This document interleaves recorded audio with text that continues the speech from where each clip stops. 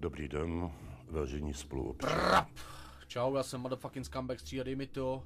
Reprezentuju Boom Bap Studio Dobí, Czech Republic.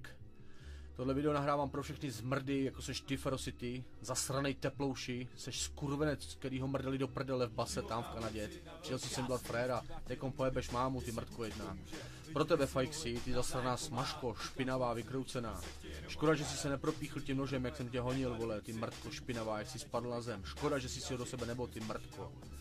A pro tebe, kravare, těch cípáků, neboj se, už brzy se potkáme, brzy.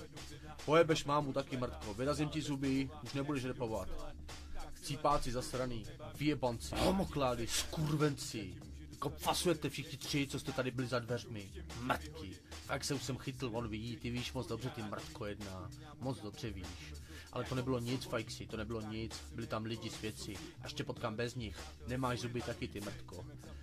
Chtěl říkal spí, co jsi říkal, že se chce ten mrdkouš kanadský usmířit. Seru na vás, mrdky, chču vám do huby, vy mrdky, fuck you, vy mrdky. Chtěli jste válku, máte jí mít, pojebete, vy mrdky. A to přísahám, pojebete, jak se stříhá jmenuju.